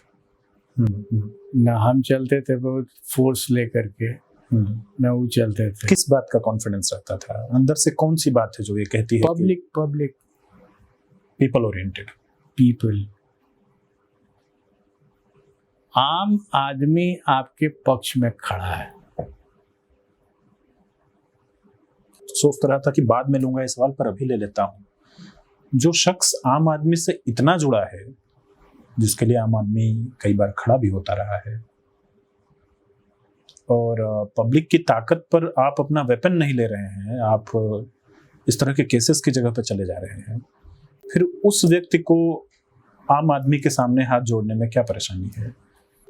ये मैंने कभी किया नहीं। आम आदमी लोगों के लिए ही काम करते रहे। हाँ ठीक है, तो हम क्यों, हमने जो आम आदमी के लिए किया वो मेरा कर्तव्य था। क्या सच है कि आपसे चुनाव लड़ने के लिए कई पार्टी के लीडर्स ने, चाहे नीतीश कुमार जी ने, लालू प्रसाद जी ने, कभी पूछा है? लालू प्रसाद जी ने तो नहीं पूछा था, लेकिन नीतीश बाबू ने पूछा था कि आप आ जाइए और चुनाव लड़िए। That is true, and I gave him this answer कि भीख मांगने का शौक नहीं। पर जो लोग राजनीति कर रहे हैं वो क्या भीख मांग रहे हैं? वोट के। अच्छा, ये मुद्रा होती है ना इलेक्शन के दौरान, जी जी जी, हमको इस बार वोट दीजिएगा, तो ये मांगना हुआ। तो ये आपको नहीं है अंदर मेरे पास देने के लिए कुछ है और मैं वो दे रहा हूँ जी, उसके एवज में कुछ लेता नहीं हूँ। तो आपको कुछ देने के लिए ही क्या योगी आदित्यनाथ जी ने भी बुलाया था, उत्तर प्रदेश सीएम? वो घटना इतनी थी कि रिटायरमेंट मेरा हो चुका था और वो यूपी की सरकार भी बन गई थी, दो लोग आए थे, एक होम सेक्रेटरी थे, एक लॉ सेक्रेटरी थे। उन लोगों ने कहा कि आप अगर आना चाहें लखनऊ, तो हमने कहा कि मेरी तरफ से धन्यवाद कह दीजिएगा उनको। और मेरा कमेंट है कि पद और पैसे पर काम करने की मेरी उम्र अब समाप्त हो गई। 60 इयर्स खत्म हो गए, तो अब पद और पैसे पर तो मैं काम नहीं कर सकता हूँ। ओके। अनौपचारिक रूप से अगर आप बुलाना चाहिएगा बात करने के लिए, बुला लीजिए। क्या बात हुई फिर? कुछ नहीं, कोई बात नहीं। चूंकि हम लोग राजनीतिक जो पहलू है आपके जीवन में जुड़ा हुआ उस तरफ बढ़े हैं बातचीत के दौर में, तो आपने स्पष्ट कर दिया है कि किसी भी किस्म के चुनावी राजनीति की तरफ आपका रुख नहीं। बिल्कुल नहीं। ऐसा नहीं है कि मुझे चुनावी राजनीति का इल्म नहीं है, लेकिन तो चुनावी राजनीति का इल्म तो सर आपका तब से है जब बूथ की कैप्चरिंग हो रही थी और आपने अपने किस्म का कोई मॉडल डेवलप किया था। कैसे रोकते थे? क्योंकि आज बड़ा ये मुद्दा चर्चित है कि वोटर लिस्ट से वोट गायब हो जा रहे हैं और तब वोट डले हुए गायब हो जाते थे। 2005 में इलेक्शन कमीशन में मुझे बुलाया गया था, 1-to-1 बात हो रही थी। अच्छा। और एकदम फ्लैट क्वेश्चन था, how can a fair election be conducted in Bihar. 2005 में 1947 में देश आजाद हुआ था, 1951-52 से चुनाव हो रहे हैं। 52 से 2005 कमोबेश 50-52-53 साल बाद ये सवाल इलेक्शन कमीशन पूछ रहा है कि बिहार में फेयर इलेक्शन नहीं हो रहा था। हमने भी देखा 81 में मैं first time independently as SP एक बाई इलेक्शन कंडक्ट कराया, असेंबली बाई इलेक्शन। ठीक है। वो भी चांस की बात है कि सिंहेश्वर असेंबली कॉन्स्टिट्यूएंसी का था, जहाँ से आपका पुराना चुनाव है, जहाँ से मेरा पुराना संबंध है। और वहाँ पर भी मैंने असेस किया था पुराने डेटा से कि बोगस वोटिंग हो रहा था। बोगस इन द सेंस कि लोग जो आना चाहते थे वोट देने के लिए वो घरों में हैं और उनकी जगह पे उनके नाम से उनकी जगह जा तो हर वोट गिरा गए जा। अच्छा, लौट जाइए हो गया। हाँ। तो ये मैं जानता था, एसपी था, बात करता रहता था। तो मैंने अपने ऊपर लिया, चाहे उस जमाने में आपको सच बताया, हम इलेक्शन कमीशन जानते समझते भी नहीं थे कि क्या है। अच्छा, किस तरह से बॉडी है, क्या करती है। होगा संविधान में यूपीएससी के लिए पढ़े होंगे। अच्छा। लेकिन कभी उसका प्रेजेंस नहीं दिखता। ठीक है। तो हमने नक्शे पर प्लॉट किया था वोट का जो बूथ है वो कैप्चर्ड हो गया है, तो कितना परसेंट अगर पोल हो गया तो कैप्चरिंग कहलाएगा। उसको नक्शे पर मैंने प्लॉट करके और रखा था कि ये क्लस्टर है, यहाँ कैप्चर हुआ है बाय दिस पार्टी, दूसरी जगह पर बाय अनदर पार्टी। तो ये करके मैंने एक अपना मॉडल क्रिएट किया। सिर्फ कैलकुलेटर होता था मेरे पास। अच्छा। उस समय लैपटॉप भी नहीं हुआ था, मोबाइल तो खैर हाँ, ये सब तो 2090 की बात की चीजें। ये डेटा एनालिसिस 1981 से मैं कर रहा हूँ। Reason being I was a student of statistics, तो हमको समझ में आता था कि डेटा का एनालिसिस कैसे होता है, और ये 1981 से मैं कर रहा हूँ। जब भी मौका मिला, चैलेंज आया, क्राइम को भी डेटा एनालिसिस करके किए कि इसमें आपको शुरू में हमने बताया था कि रीजन ढूंढते रहते थे। अगर डेटा बढ़ रहा है तो क्या, घट रहा है तो क्या, बढ़ रहा है तो सिग्निफिकेंटली बढ़ रहा है, ये सब अपने मन में। Analytical mind चलता मेरे है। पास कोई सपोर्ट सिस्टम था नहीं, लेकिन हम अपने से करते रहते थे और उसी से अपना मॉडल्स क्रिएट किए, उसी से अपना कैसे अटैक किया जाए इस प्रॉब्लम को वो किया। आई न्यू कि बहुत फेयर नहीं होता है। अभी के बारे में कुछ अंदाजा, अभी क्या स्थिति, क्योंकि एक बड़ा आंदोलन चला था। देखिए, एक बात आपको पता है वोटर्स लिस्ट के बारे में, ये एक ऐसा लिस्ट है जो हर मोमेंट में बदलता है। हर मोमेंट में कोई समय ऐसा है जिस समय 25,000 लोग मर नहीं रहे हैं स्टेट में, 5,000 लोग 18 साल की उम्र को क्रॉस नहीं कर रहे हैं। ये तो हर मोमेंट में हो रहा है। इसको हम लोग क्या बोलें? आप 2 साल में एक बार उठते हैं, जगते हैं, उसके बाद हल्ला हंगामा कर लेते हैं, तो न रिजल्ट निकलता है, कोई नतीजा नहीं निकलेगा। ठीक है, एक विषय है जहाँ से, उस विषय से ही हमने बातचीत का आरंभ किया था, जो एक आपके जीवन में ऐसा पल था 2013 अक्टूबर का, जब तब के पीएम उम्मीदवार नरेंद्र मोदी को पटना में रैली करनी थी, गांधी मैदान में उन्हें भाषण करना था, और एक के बाद एक कई ब्लास्ट हुए और आपके पास ही सुरक्षा की जिम्मेवारी थी। क्या अंतरात्मा की आवाज थी कि आपने कहा कि आइए भाषण दीजिए, क्योंकि इतने ब्लास्ट के बाद तो इस तरह के लीडर को कोई आने को बोलेगा नहीं। गांधी मैदान का जो पिक्चर था और जो जगह बना हुआ था, बैरिकेड किया हुआ था, वो उसका ग्राफिक पिक्चर मेरे माइंड में रहता था, क्योंकि उसको हमने बनवाया था। आई न्यू कि ब्लास्ट अगर होगा भी तो वो लास्ट वाले डी के बाहर जाएगा। अच्छा, उसके अंदर नहीं घुस सकता है, उसकी व्यवस्था मैंने की थी।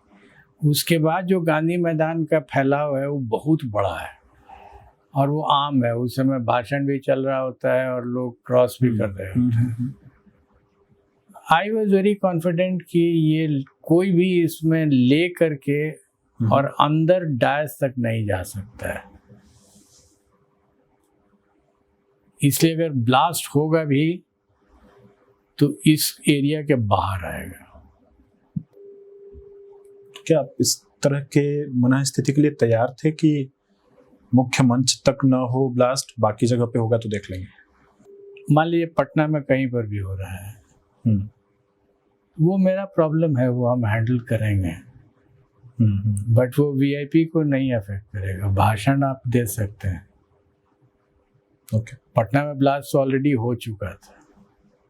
चर्चा हुई जब वो आए तो उन्होंने जानना चाहा आपसे कि क्या था?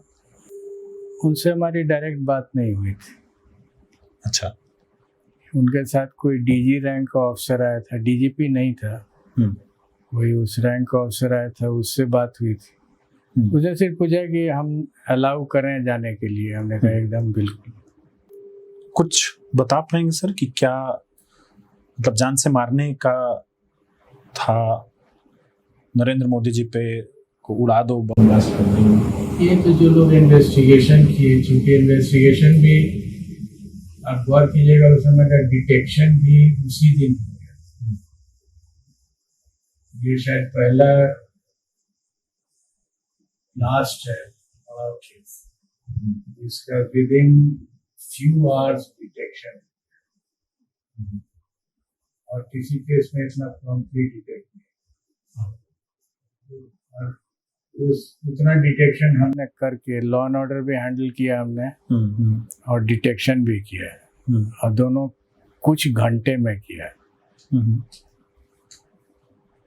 और उसके बाद जब डिटेक्शन हो गया तो आदेश हुआ कि इसको एनआईए को दे दीजिए, हमने दे दिया है। और एक बार जब हम केस को हैंड ओवर कर देते हैं तो फिर हम फॉलो नहीं करते हैं। बड़ा क्लियर कट वाला हिसाब किताब आपने रखा पूरा उसमें, हमने दे दिया अब आप देखिए। सही बात है। नहीं तो आपने- लोगों को लगता है ना कि क्यों इंटरेस्टेड हैं आप। अच्छा। मेरा कोई इंटरेस्ट तो है नहीं, पर्सनल इंटरेस्ट तो बिल्कुल नहीं है। प्रोफेशनल इंटरेस्ट जब तक हैंडल कर रहे हैं तब तक है, अदरवाइज नहीं है। नहीं है। पर्सनल इंटरेस्ट पे एक बात कर लेते हैं सर। आपका पर्सनल इंटरेस्ट स्टिल बच्चों को पढ़ाने में है, बहुत ज़्यादा। और आपका पर्सनल इंटरेस्ट रहा होगा जिसके बारे में जब सिनेमा बना सुपर 30, तो उसमें आपकी बात नहीं हुई है, जितना मुझे सिनेमा याद है। आनंद कुमार जी का ही उसमें जिक्र है, ऋतिक रोशन साहब ने काम किया है उसमें, नीरज पांडे की संभवतः फिल्म है, नाम भूल रहा हूँ डायरेक्टर का। आपने कभी पूछा कभी? नो। आनंद कुमार जी से कभी बात हुई इस बारे में कि सिनेमा बना था? और आनंद कुमार जी उस से रेखा- शायद लास्ट बात हमारी 2007-8 में हुई होगी। पर आप लोगों ने मिलकर तो वो पूरा क्लब शुरू किया। शुरू में, यस। क्या रोल था सर आपका? मैं उस समय आईजी एडीजी रैंक में था। ऑफिस के बाद पढ़ाने चला जाया करता था। पढ़ाने में मेरा इंटरेस्ट, उस व्यवस्था को चलाने में मेरा कोई इंटरेस्ट नहीं था। फिर आप शुरुआती रीढ़ थे, जितना मैं जान पाया था। शुरुआती रीढ़ थे उस पूरे व्यवस्था के, अहम योगदान से ज़्यादा था कि आप ही के लैंग्वेज में हम आपको बताते हैं। आप जर्नलिस्ट हैं, जी। तो आपसे कोई पूछे what is news,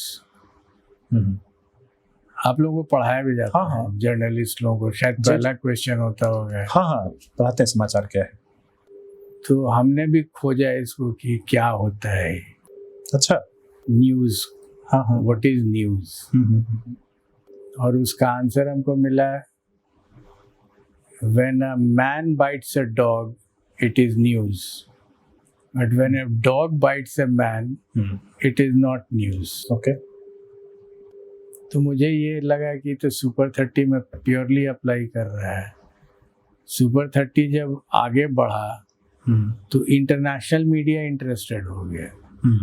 international media professionally बहुत साउंड होता है। People like Discovery Channel and Al Jazeera, वो लोग इंटरेस्टेड हुआ इसमें। क्यों? क्योंकि उनको लगा कि एक मैथमेटिक्स टीचर मैथमेटिक्स पढ़ा रहा है, ये कोई न्यूज़ है ही नहीं है। न्यूज़ क्या है? न्यूज़ है कि एक आईपीएस मैथमेटिक्स फिजिक्स पढ़ा रहा है और आईपीएस का काम भी कर रहा है। राइट। ओके। एक आईपीएस ऑफिसर पुलिसिंग कर रहा है, ये भी कोई न्यूज़ नहीं है। तो उसका काम है न्यूज़, उसका काम है पुलिसिंग करना। लेकिन वो आईआईटी के लिए पढ़ा रहा है बच्चों को, और बच्चे निकल रहे हैं और अपना काम भी कर रहा है वो, ये न्यूज़। तो आप कह रहे हैं कि अल जजीरा और डिस्कवरी ने आपके बारे में कवरेज की थी? हम कह रहे हैं कि वो इसलिए आए, कोचिंग की कोई कमी है क्या यहाँ? एक्स पढ़ा रहे हैं बैच बना करके, वो मैथमेटिक्स के टीचर हैं, उनका प्रोफेशन वही है, उनकी आमदनी उसी से होती है, उनका परिवार उसी से चलता है। जी। मेरा परिवार कोचिंग से तो नहीं चलता था। तो मीडिया जो प्रोफेशनल मीडिया वो क्यों आएगा? ठीक है। वो तो इसलिए आएगा क्योंकि एक आईपीएस ऑफिसर मिल रहा है जो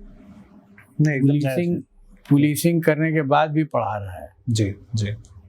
और बिना किसी इंटरेस्ट के पढ़ा रहा है। राइट।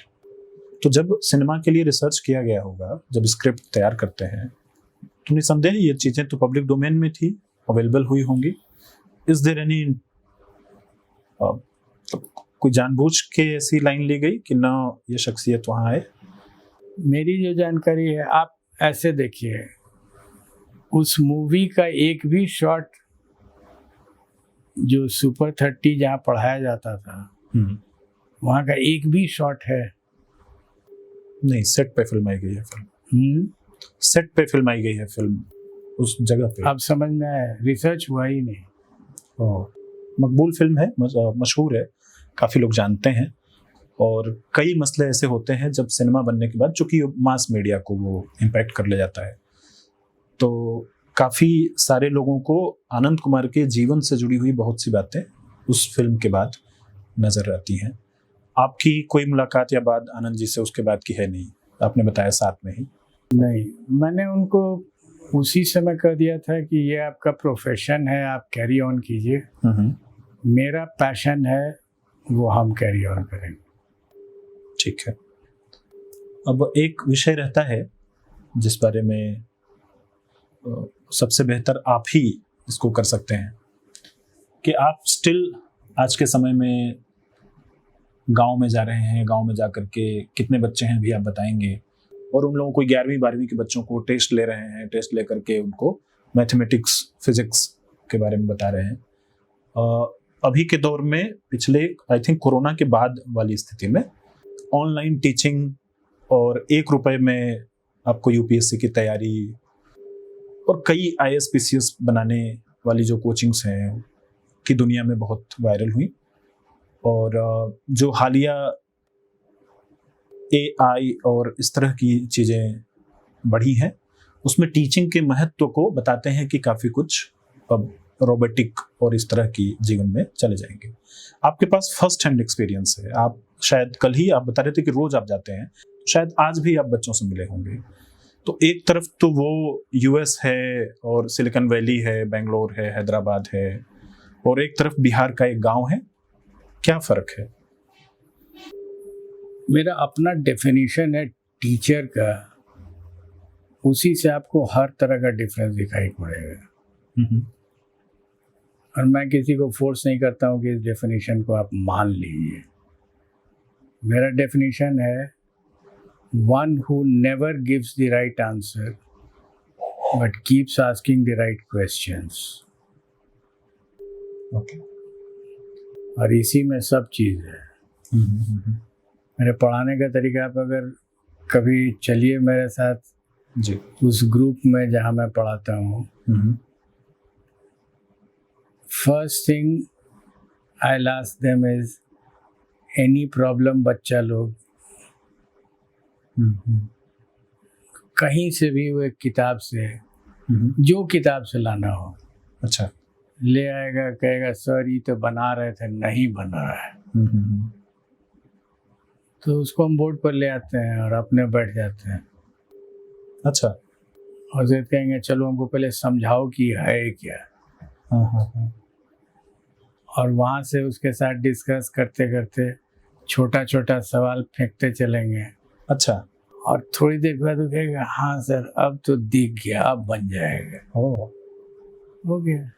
गजब का यूनिक रास्ता है बच्चों को पढ़ाने का।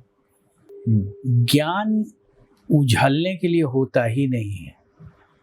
हम लोगों की शैक्षणिक व्यवस्था में है कि एक गुरु जी आएंगे, वो ज्ञान से ओत प्रोत होंगे, और एक बच्चा होगा, वो उसका दिमाग खाली होगा। आप अपने दिमाग से, गुरु जी अपने दिमाग से ज्ञान निकाल के उसके दिमाग में डाल देंगे, ट्रांसफर कर देंगे। हाँ। और ज्ञान का फैलाव हो जाएगा। ये चीज़ कभी हुआ नहीं है, किसी जनरेशन में नहीं हुआ है। और ये मैं समझता हूँ। मेरे क्वेश्चन का एक हिस्सा यह भी था कि क्या बिहार के गांव में जो शिक्षा व्यवस्था अभी की है, वो जो 2025 की शिक्षा व्यवस्था को जरूरी है, वो मैच है या ऐसा है?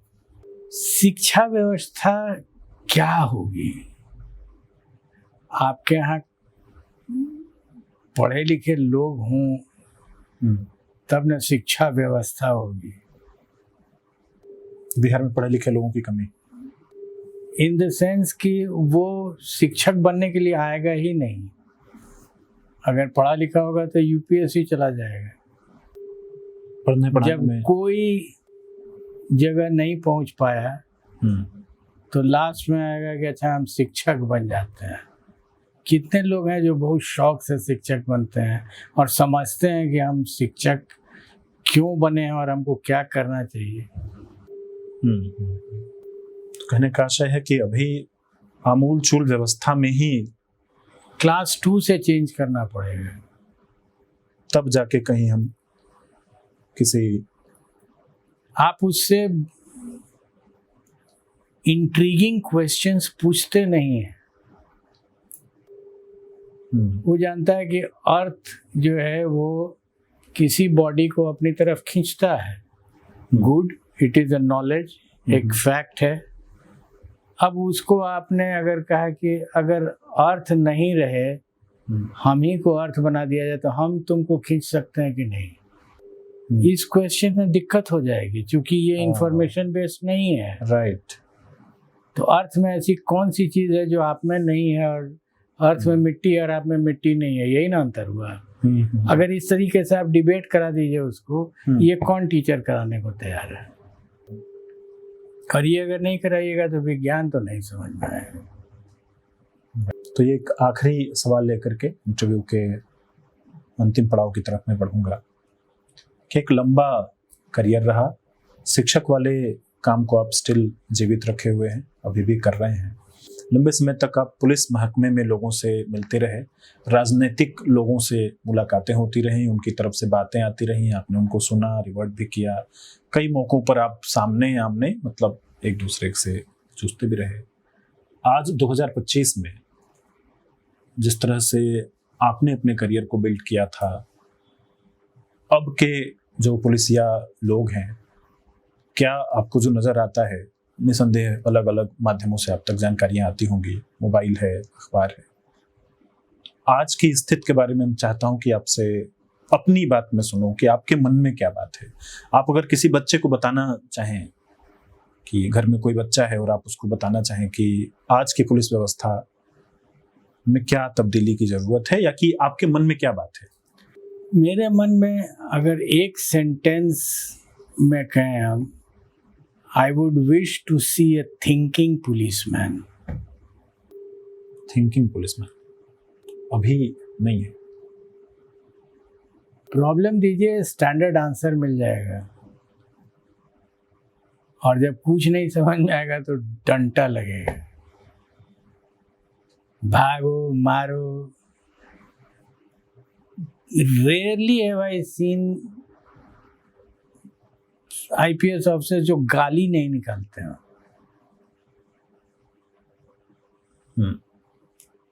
रेयरली, हम अपने जनरेशन में भी देखे थे, लोग गाली देते थे। क्या हक है गाली देने का, और क्या रिक्वायरमेंट है? आप उससे बड़े हो जाइएगा या ताकतवर हो जाइएगा। रिक्वायरमेंट के लिए पूछेंगे तो आदमी बताएगा कि जिनसे आप डील कर रहे हैं वो सुनता नहीं है बिना इस भाषा में आए। आपसे एक सिंपल सा सवाल पूछते हैं, आज के जनरेशन में एक व्यक्ति जो आपकी एज में होगा, उसका बेटा मान लीजिए 8 साल 10 साल का होगा जी, एक थप्पड़ मार के दिखाइएगा। हाँ, अभी कल्चर बदला है, नहीं मार पाइएगा। मैंने एक दिन अपने फेसबुक पर लिखा था कि ऐसा कौन सा चीज़ है जो ट्रायल के बाद वो सज़ा मैजिस्ट्रेट भी नहीं दे पाएगा उसको, जो पुलिस आए दिन देते रहती है। ओके। लाठी, भीड़ लगी हुआ है, मारो, लाठी चार्ज कर दो। तो ये सज़ा तो उसको लाठी लगती है तो दर्द होता है। ये सज़ा तो मैजिस्ट्रेट भी नहीं दे पाएगा ट्रायल होने के बाद भी।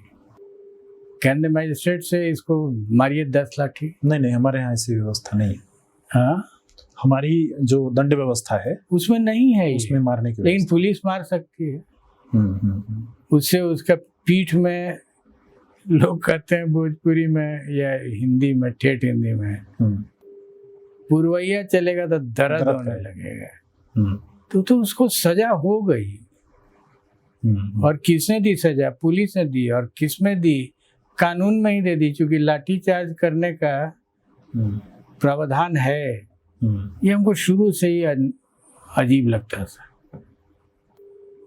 तो जरूरत है देश को थिंकिंग पुलिसमैन की। Thinking policeman, yes. आप आईपीएस हुए हैं साहब, हम्म, पढ़ लिख कर के आए हैं, and you are one of the top people. आप इसके कारण से आईपीएस हुए हैं। यहाँ कई आईपीएस लोग आते हैं जो ऐसे ऐसे करेंगे, उनका मसल बहुत बड़ा बड़ा हो जाता है। ये आईपीएस है। जी जी। तो यह कह के कि यह जो एक बातचीत का सिलसिला हमने शुरू किया, सूचनाओं से तो भरा हुआ था ही कि हम कई इंफॉर्मेशंस गैदर कर रहे थे, किस्से कहानियां उस दौर की उसके बारे में जान रहे थे, पर एक इनलाइटमेंट वाला भी सेशन था। जब हम बात कर रहे थे और उस बात से जो पिक्चर बन रही थी, हम जब सुन रहे थे, तो हमारा माइंड जब प्रोसेस कर रहा था तो ये कह रहा था कि जीवन जीने का सलीका इस तरह का भी हो सकता है, जिससे कि आप ऐसे तमाम बड़े आकर्षणों के बीच में रह के भी खुद के व्यक्तित्व को कैसे एक ठसक वाली पर्सनालिटी कि अपने जिंदगी में हम हाथ जोड़ करके किसी से वोट के लिए भीख नहीं मांगेंगे। तो ये एक तरीके का व्यक्तित्व से हम आज परिचित हुए, हमने आपसे बात की। आपके जहन में कोई सवाल रह रहा होगा तो आप हमसे पूछिएगा इस इंटरव्यू से रिलेटेड, और आगे अगर आपको कोई ऐसी रुचि होती है, क्योंकि सर ने कहा है कि जवाब न आए कोई दिक्कत नहीं है, सवाल पूछना जारी रखना है। बहुत बहुत शुक्रिया। Thank you sir, thank you so much. प्रभातखबर.com, विश्वास वही, रफ्तार नहीं।